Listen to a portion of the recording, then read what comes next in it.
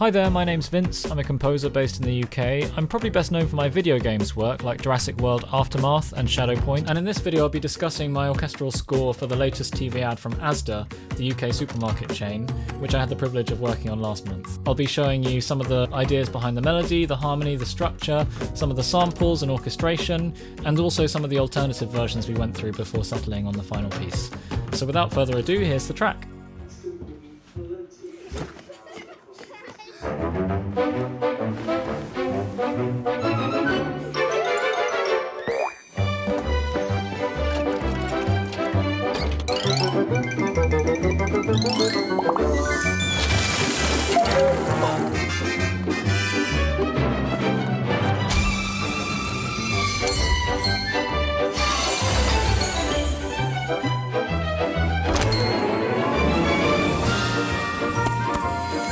Discover oodles of fabulous flavours at ASDA this Easter, at even tastier prices.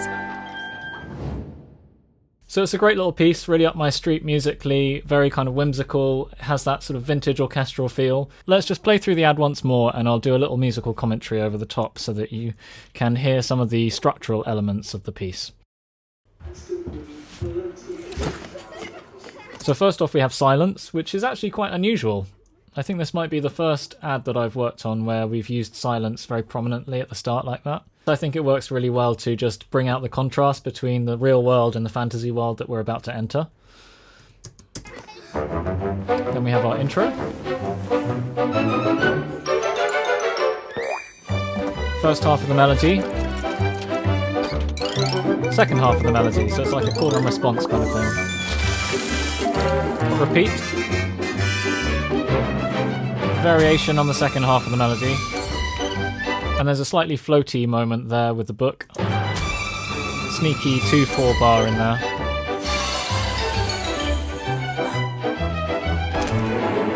We have a key change and our outro section, and then the ASDA jingle at the end. So the outro section generally has a much more floaty and kind of warm feeling, which sort of contrasts quite nicely with where we were at the start, which is this rather cooler kind of empty sounding space. Now, by the end, we've reached this more festive and fun environment. So let's just take a look at the melody in a little bit of detail. Before I start, I should say that although I'm going to go into some analysis here, the way that I compose, you might have seen on some of my other videos, is I generally just sit down at the piano and improvise and just try and tune into what feels right. But I do think that there's value in picking apart and analysing some of the structures and the musical ideas in the piece, because they're definitely in there. Because I've done a lot of that analytical thinking in the past, I've absorbed all of that information so that when I do come to sit down and improvise at the piano, I just have more stuff to draw on. So don't be fooled if it sounds like there's a perfect reason for every musical decision. It's definitely much more of an intuitive process overall. One of the first things that I heard in my head when I was thinking about what to write was the underlying groove pattern, and it was quite clear to me that it would be a good idea to try something with the triplety feel, so where the grid is in 3, ba ba ba ba ba ba ba ba 1 2 3 1 2 3 1 2 3 1 2 3, as opposed to 4, ba ba ba ba ba ba ba ba 1 2 3 4 1 2 3 4. The more galloping kind of feeling of the 3 seemed to fit nicely with this idea of bunny hops and of kids playing around and of just something with a slightly more sprightly feel. So we start off with this very simple melody made up of a major triad, and then I've kind of added a little complication in there, which is this dotted rhythm within a triplet. As I mentioned before, we're based around a triplet grid, so what you might expect is where everything's based on that grid. Instead we've got... So it's a little bit of a skipping a beat kind of feeling, which, yeah, just injects to me a little bit of uncertainty and excitement, and yeah, something which felt kind of appropriate to this magical world where there are just things popping out of cupboards and clocks going off. So we've got... So that's just 4 to 1, C major to G. Then we go back to the 4. So now we're at the relative minor. That's our 2, and then our 5, and then we're back in G major. So we have this very slight feeling of going away to a foreign land, but then we're very quickly coming back. So there's a slight feeling of mild peril, perhaps. So definitely wanted to have lots of moments where things just get like slightly shifted away out of your comfort zone and then brought back in at just the right amount. So there's another example of just twisting things slightly. Rather than having a direct repeat of the melody, we've actually just distorted it slightly. So whereas before we've had, so based around this simple G major triad, now we're going to an E flat. So that's that move from a G to an E flat.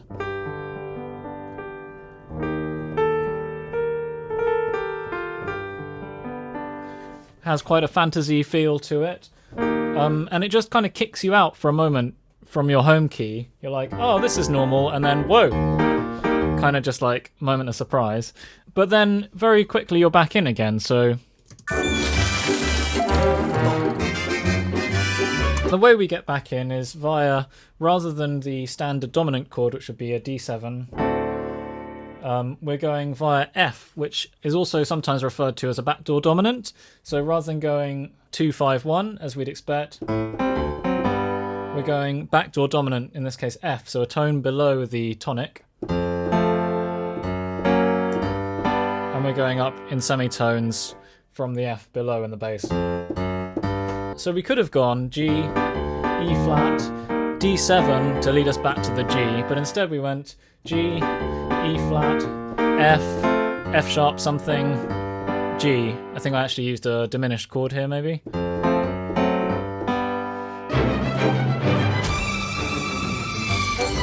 So this is the only moment in the piece where I actually messed around with the time signatures. There's a cheeky 2/4 bar in here which just creates a moment of floating before settling back into the main melody, which felt very important for the visual. But on the whole, everything else is just in 4/4, which I think is one of the reasons why this track sits quite well against the picture, is although we've got lots of details and things coming out which match what's happening in the picture, I haven't tried too hard to perfectly hit every single frame. I've tried to find a bit of a compromise where the track is able to just roll along and do its own thing.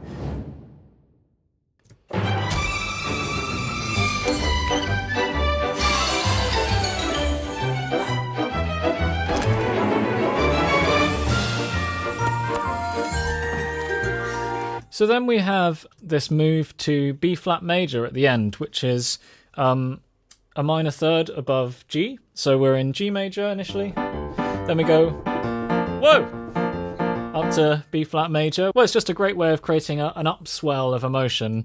And so it was very clear from the early sketch that something was going to need to happen here to really just bring everything to a head before the cool down starts and we re-enter the real world and this nice family scene around the table. So, yeah, in terms of that move to B flat, how did we get there? One trick is that I basically shoved a massive harp gliss over the whole transition. So that helps to cover a multitude of sins. No, that helps to create a moment of ambiguity, actually, because the harp gliss happens before the key change has really happened. And so the B flat scale is already happening while we're in G major. So we have a bit of a clash. We have kind of G major. Blimey. So we have a bit of a clash. We've got G major, and then we've got a B flat major scale over the top. So we've got essentially that happening, but it's not quite as aggressive as that if you just listen out for it.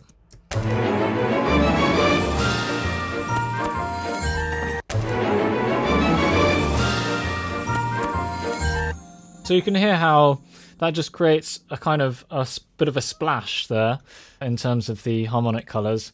The other thing that's happening orchestration-wise is a lot of unison or octaves. So there really isn't that much to get in the way of this transition in terms of chords. We've got, in the strings, it sounds like this. So there's actually no chords in there at all. It's just doing the melody which you expect. And the nice thing about the melody is it ends on a D, so And that D happens to be consonant with the B flat harmony that we're headed towards. So that's another reason why this transition works quite well. We've got D as a kind of pivot note between the two key centers. So let's just hear that transition once more.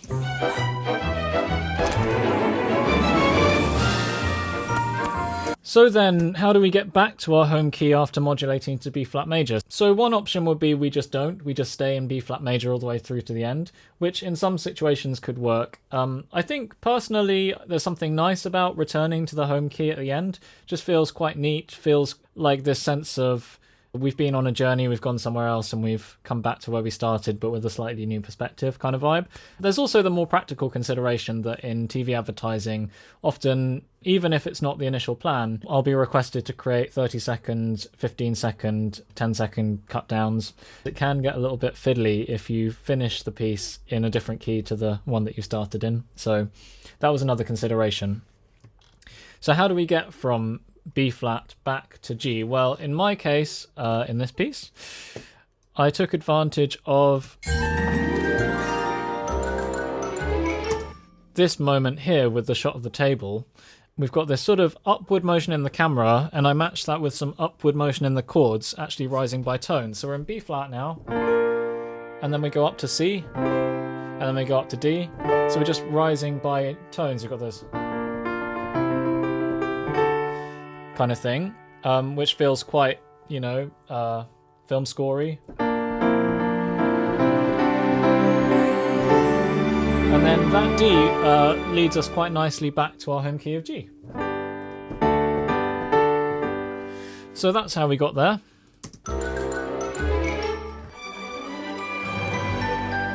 And then the tempo just sort of gets lost a bit at the end. It goes into essentially a free time thing so that we can make space for the little ASDA jingle at the end. So that was a quick explanation of some of the actual structures and melody and harmony of the piece. Now let's have a look at one of my favourite parts, which is the orchestration and the arranging. So basically colouring in, which is always a fun part. Normally I'll do a piano sketch first, and then I'll fill in the orchestration gradually, sometimes leaving parts of the piano guides in the track just to keep the skeleton there as I'm working. And then the piano parts will just disappear and they'll be replaced by orchestral parts. So let's do a quick fly through of some of the orchestral samples and moments in the piece. The main thing driving the track is this string vamp. Very simple.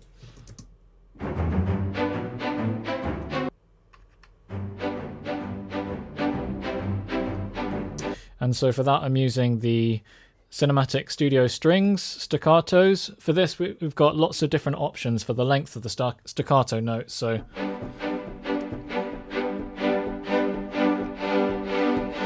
by the way, there's a bit of pitch bend you might be hearing. I've got all the tracks going through a group here. So we've got the Logic tape delay here, just with the feedback at 0 and the output at wet 100%, using just the flutter intensity and the LFO intensity to create some pitch modulation there, which just gives it that slightly random feel. And we've also got a vinyl sample, which is adding a bit of crackle. And I've also got the decapitator on there as well, just giving it a little bit of warmth, a bit of compression and distortion. And I also provided the client with clean stems as well. I never want to hard bake these sorts of effects into the final track in case they decide that they actually don't want the vinyl sound after all. So we've got that string vamp and we've got some woodwinds supporting it. And the woodwinds that I'm using are the Holly woodwinds, Tutti staccato patch in this case, which is a really nice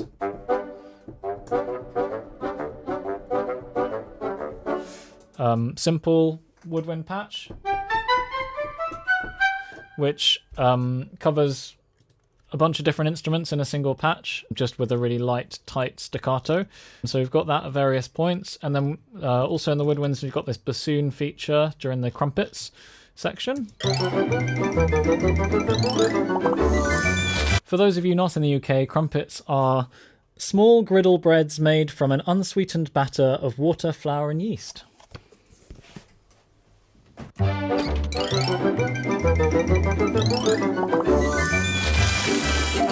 So we've got a xylophone element in there, which is actually something that was provided to me as a sound effects stem. So I didn't write that. That was just something that was in there.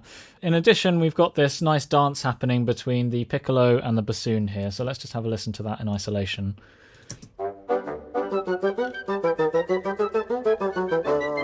And so I just wanted this sense of two things kind of intertwining and dancing together. And then we've also got some pizzicato underneath it. So the main string riff, which was previously played with the bow, now turns to plucks, which just creates this lighter feeling.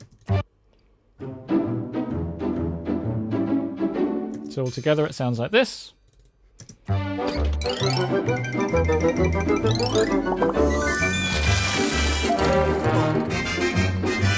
So we've got some quite loud brass stabs there, and they've got a bit of a vintage flavour because they're actually muted articulations from the Cinebrass Pro library.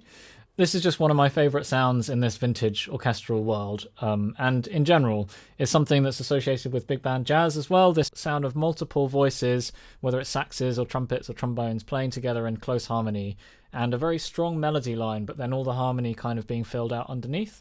It's quite a deep topic, so I won't go into it fully now, but the idea is to use either major sixth or minor sixth chords, depending on the harmonic context, to harmonise the melody, and then to use passing chords. In this case, I'm using half diminished, and those kind of fill in the gaps. So here we've got minor sixth chord, passing chord of a half diminished, another minor sixth chord, another minor sixth chord, another minor sixth chord, and then a major sixth chord in our final key, which is the G. The main thing is just to create something a little bit colourful, a little bit fruity, before it resolves to a major chord, which is more in tune with what your ear is expecting.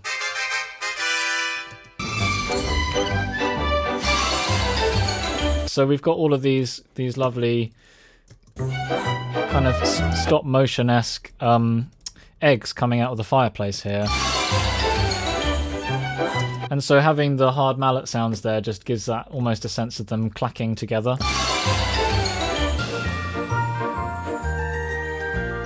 So at this point, I think it's the first time we've had some nice, soft, sort of sustained strings coming into the arrangement. It almost has this feeling of a sigh, of just back into the real world.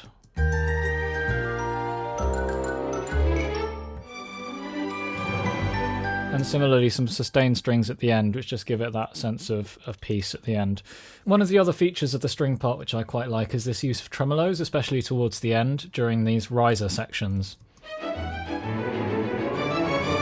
It's not too obvious from listening to it there, but there's a layer here, which is just all low tremolos, and that's the Symphobia 2 cello tremolo ponticello patch, which is my go-to low tremolo sound. It's really nice and scratchy. Very raunchy sample, and that just helps to create a bit more fuzz and a bit more tension before things resolve, and it also just adds to the realism of the sound. You can really hear a lot of the gaps being filled by those kinds of rosiny textures, which just gives it an extra feeling of authenticity. It's something that I'll quite often do in general with fast string lines, is layer in a tremolo patch, and I find that just helps kind of gel everything together. It adds those little imperfections which we've come to expect as listeners when listening to orchestral music. One thing that's very slightly unusual or untraditional is that I've got a upright bass here, which is just doubling what generally the low strings are doing.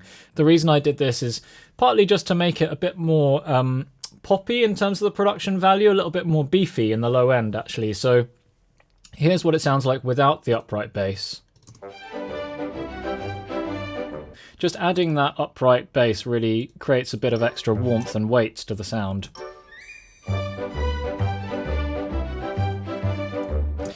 So there's not really too much to talk about regarding the rest of the orchestration. It's quite a simple arrangement. It's mostly focused around the strings with just a few layers of woodwinds here and there. Some brass stabs, but they're quite sparse. There are a few bits of percussion, things like triangle, wind chimes, xylophones, momentary uses of those colours, but really the strings are forming the foundation of the track.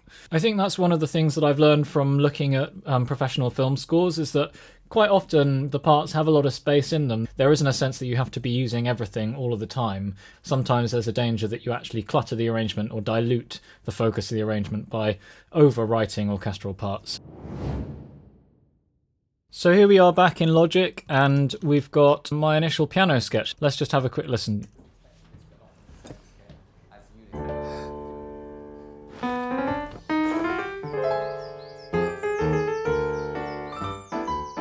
So the intro is very different. Quite similar. That bit's very different. Got a different kind of key change thing there.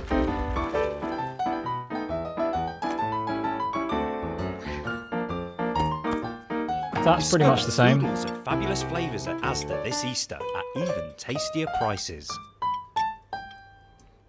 So the most obvious difference is the intro. Rather than just coming straight in with a bum da dum da dum, we've got this more kind of bespoke moment-to-moment kind of scoring idea, which was a direction we actually steered away from in order to just simplify and get straight to the point a bit more. So the main melody there is actually somewhat different, although it's got a similar rhythm. We've got this, which is essentially a major 7, and then it immediately goes to the minor 4. So it's kind of already throwing you for a loop slightly by going major, minor, and then back to the 1. So in terms of the balance between order and chaos, we're definitely tipping a bit more towards the chaos in this version.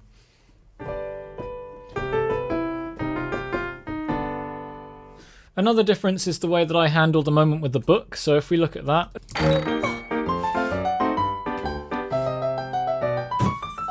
As well as creating a moment of pause in the rhythm structure, again just using that 2/4 bar to inject a little bit of space, I also used harmony here to highlight the point. So I used 2 of the tools at my disposal, both harmony and timing. And again, it's quite spicy. It's pushing the envelope a little bit. I think the feedback that came back was, oh, it's a little bit too clever, maybe. Now let's have a listen to the orchestral version of this piano sketch and just note the differences in the overall feel and tone.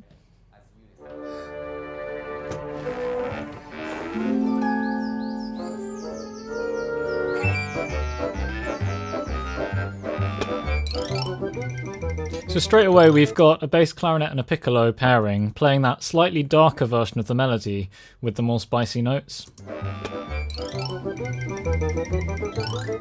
Lightens up here.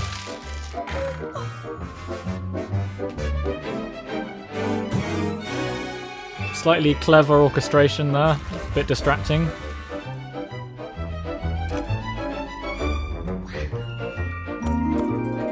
Discover. In general, this is a less developed orchestration. Discover oodles of fabulous flavours at ASDA this Easter at even tastier prices.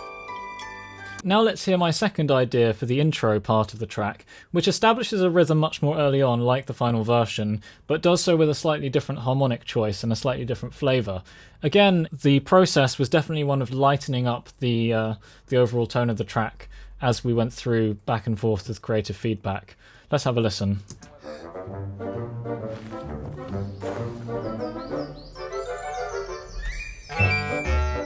And then we're into it. So that's got a much more sneaky tone. If we listen to the final version and compare it,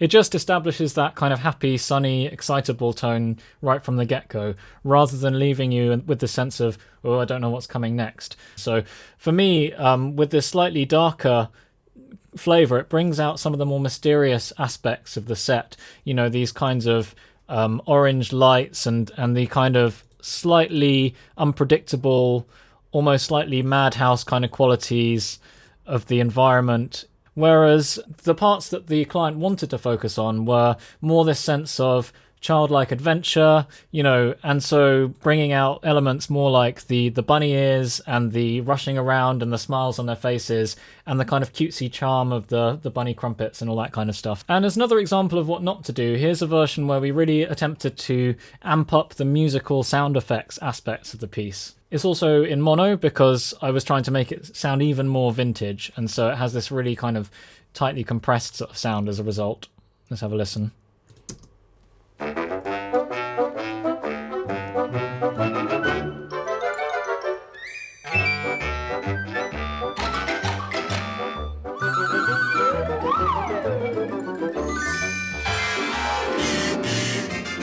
There's just loads going on.